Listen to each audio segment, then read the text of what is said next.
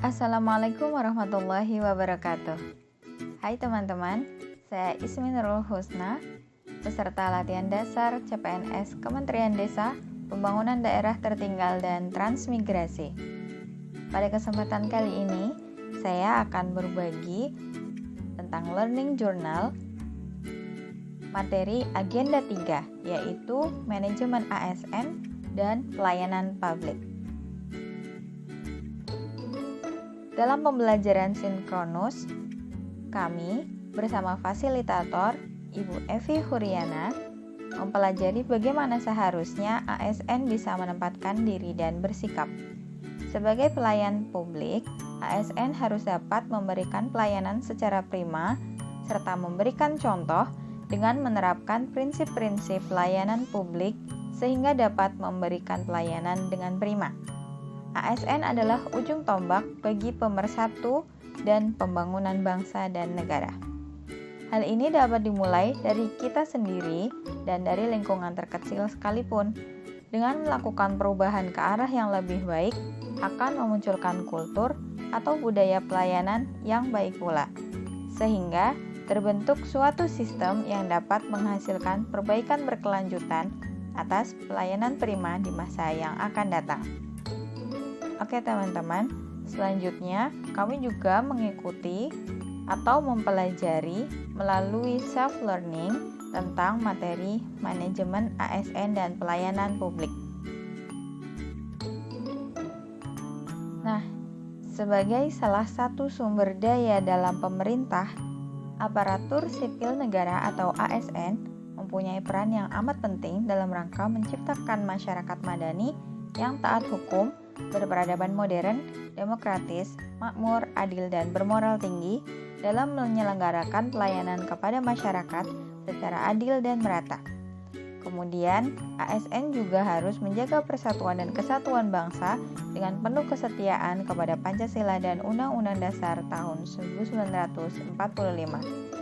Tantangan yang dihadapi ASN dalam mencapai tujuan tersebut semakin banyak dan berat, baik berasal dari luar maupun dari ASN itu sendiri, dalam meningkatkan profesionalitasnya untuk menjalankan tugas dan fungsinya serta bersih dan bebas dari korupsi, kolusi, dan nepotisme. Sebagai contoh, perkembangan teknologi komunikasi dan transportasi menjadikan aksesibilitas semakin mudah untuk berhubungan dari satu negara ke negara lain. Globalisasi ekonomi menjadi semakin nyata yang ditandai dengan persaingan yang tinggi ke tingkat internasional.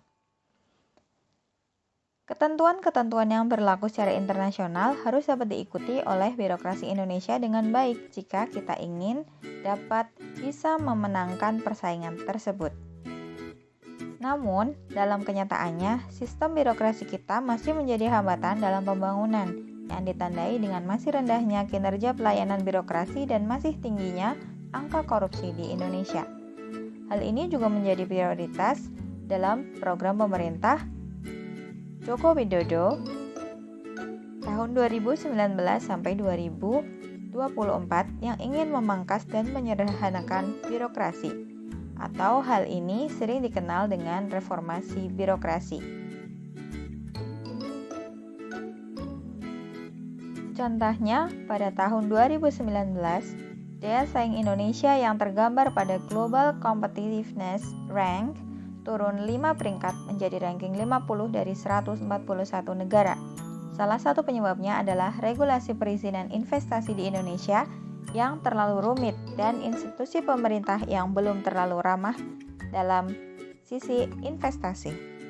Selain menghadapi permasalahan internasional, birokrasi kita juga masih dihadapkan kepada permasalahan-permasalahan dalam negeri seperti pelayanan kepada masyarakat yang kurang baik, politisasi birokrasi, terutama terjadi semenjak era desentralisasi dan otonomi daerah, yang dapat mengancam kesatuan dan persatuan Indonesia.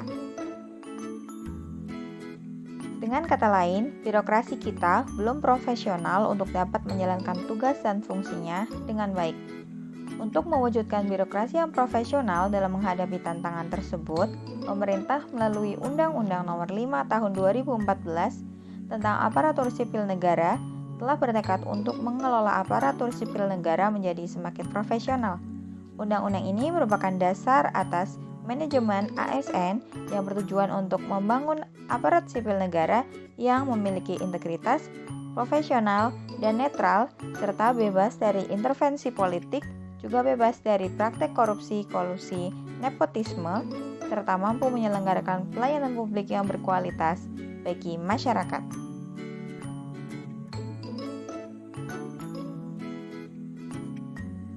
Selanjutnya, dalam pengelolaan ASN dikenal juga dengan konsep sistem merit. Konsep sistem merit menjadi bagian yang tak terpisahkan dalam pengelolaan ASN. Pada dasarnya, sistem merit adalah konsepsi dalam manajemen SDM yang menggambarkan diterapkannya objektivitas dalam keseluruhan semua proses dalam pengelolaan ASN, yakni pada pertimbangan kemampuan dan prestasi individu untuk melaksanakan pekerjaannya, atau kompetensi serta kinerja. Sistem merit adalah kebijakan dan manajemen ASN yang didasarkan pada kualifikasi, kompetensi, dan kinerja secara adil dan wajar dengan tanpa membedakan latar belakang. Untuk dapat menjalankan tugas pelayanan publik, tugas pemerintahan, dan tugas pembangunan tertentu, pegawai ASN harus memiliki profesi dan manajemen ASN yang berdasarkan pada sistem merit atau perbandingan atas kualifikasi, kompetensi, dan kinerja yang dibutuhkan oleh jabatan dengan kualifikasi, kompetensi, dan kinerja yang dimiliki oleh calon pegawai. Penerapan sistem merit dalam pengelolaan ASN mendukung pencapaian tujuan dan sasaran organisasi serta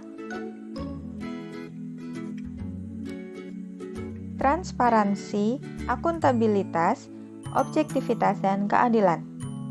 Beberapa langkah nyata dapat dilakukan untuk menerapkan sistem ini, baik dari sisi perencanaan kebutuhan maupun jaminan objektivitas dalam penyelenggaraan seleksi ASN, sehingga instansi pemerintah mendapatkan pegawai yang tepat dan berintegritas untuk mencapai visi dan misinya.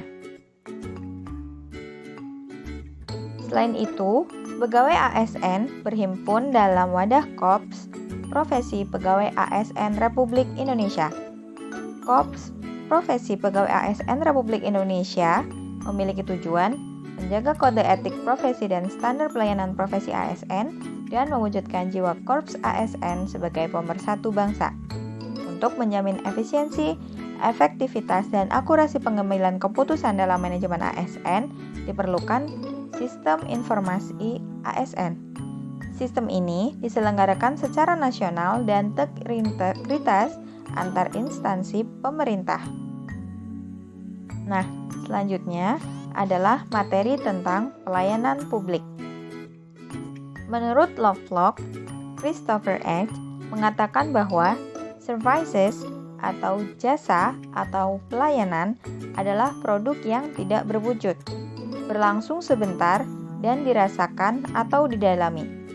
Artinya, service atau pelayanan merupakan produk yang tidak ada wujud atau bentuknya, sehingga tidak ada bentuk yang dapat dimiliki dan berlangsung sesaat atau tidak tahan lama, tetapi dialami dan dapat dirasakan oleh penerima layanan.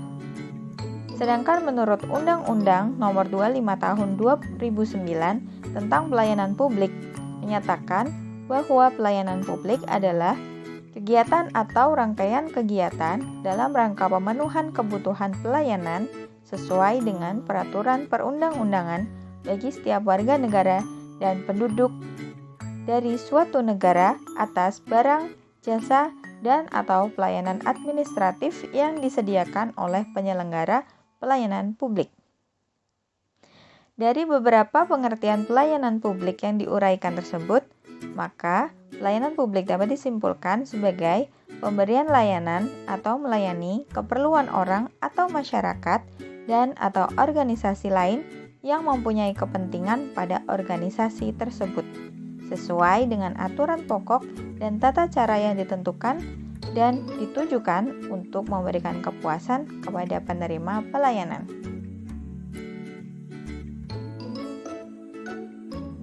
Di masa yang lalu, para ilmuwan mendefinisikan pelayanan publik sebagai semua jenis pelayanan yang diselenggarakan oleh pemerintah.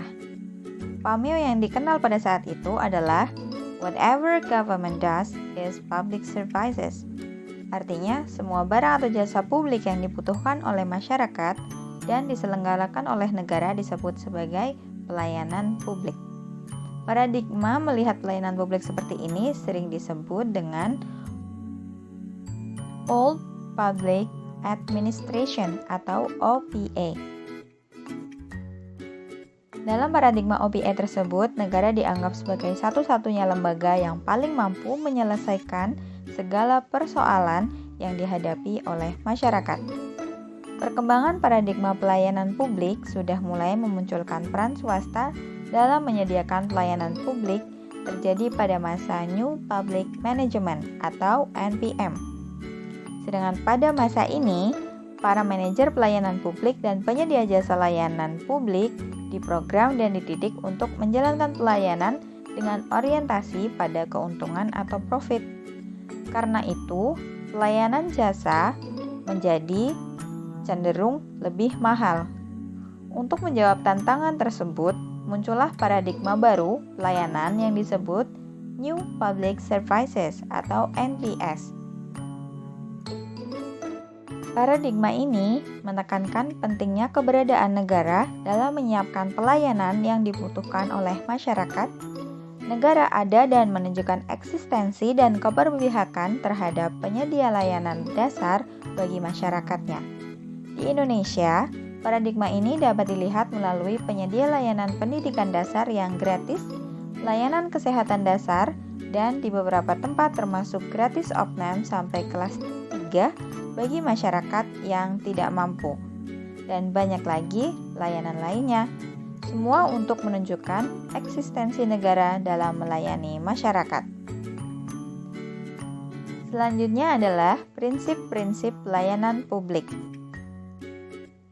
Sebagai seorang ASN, perlu mengetahui bahwa pelayanan publik yang baik juga didasarkan pada prinsip-prinsip yang digunakan untuk merespon berbagai kelemahan yang melekat pada tubuh birokrasi. Prinsip pelayanan publik tersebut antara lain 1. Partisipatif. Dalam penyelenggaraan pelayanan publik, pemerintah perlu melibatkan masyarakat dalam perencanaan, pelaksanaan, dan evaluasi. Yang kedua adalah transparansi. Dalam penyelenggaraan pelayanan publik, pemerintah sebagai penyelenggara pelayanan publik harus menyediakan akses bagi warga negara untuk mengetahui segala hal yang terkait dengan pelayanan publik yang diselenggarakannya tersebut, seperti persyaratan, prosedur, biaya, dan sejenisnya. Yang ketiga adalah responsif. Dalam penyelenggaraan pelayanan publik, pemerintah wajib mendengar dan memenuhi ketuntutan kebutuhan warga negaranya. Yang keempat, tidak diskriminatif. Pelayanan publik yang diselenggarakan oleh pemerintah tidak boleh dibedakan antar satu warga dengan warga yang lainnya atas perbedaan identitas warga negara seperti status sosial, pandangan politik, entitas, agama, profesi, jenis kelamin, atau yang lainnya. Yang kelima, mudah dan murah. Penyelenggaraan pelayanan publik di mana masyarakat harus bisa menerapkan prinsip mudah, artinya berbagai persyaratan yang dibutuhkan termasuk masuk akal dan mudah untuk dipenuhi. Kemudian, murah di sini dalam arti biaya yang dibutuhkan oleh masyarakat untuk mendapatkan layanan tersebut terjangkau oleh seluruh warga negara. Yang keenam adalah efektif dan efisien. Penyelenggaraan pelayanan publik harus mampu mewujudkan tujuan-tujuan yang hendak dicapainya. Kemudian yang ketujuh adalah aksesibilitas. Pelayanan publik yang diselenggarakan oleh pemerintah harus dapat dijangkau oleh warga negara yang membutuhkan dalam arti fisik dan non-fisik. Prinsip selanjutnya adalah akuntabel.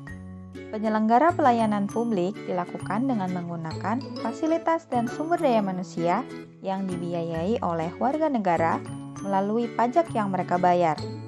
Oleh karena itu, semua bentuk penyelenggaraan negara harus dapat dipertanggungjawabkan secara terbuka kepada masyarakat. Serta prinsip yang terakhir adalah berkeadilan. Penyelenggaraan pelayanan publik yang dilakukan oleh pemerintah memiliki beberapa tujuan. Salah satu tujuan yang penting adalah melindungi warga negara dari praktek buruk yang dilakukan warga negara yang lain. Nah, sebagai seorang ASN, tentu kita akan terlibat baik secara langsung maupun tidak langsung dalam penyelenggaraan pelayanan publik. Dengan demikian, tindakan dan perilaku sebagai ASN yang baik akan sangat mempengaruhi upaya perbaikan dari kualitas pelayanan publik. Sekian dari saya. Terima kasih.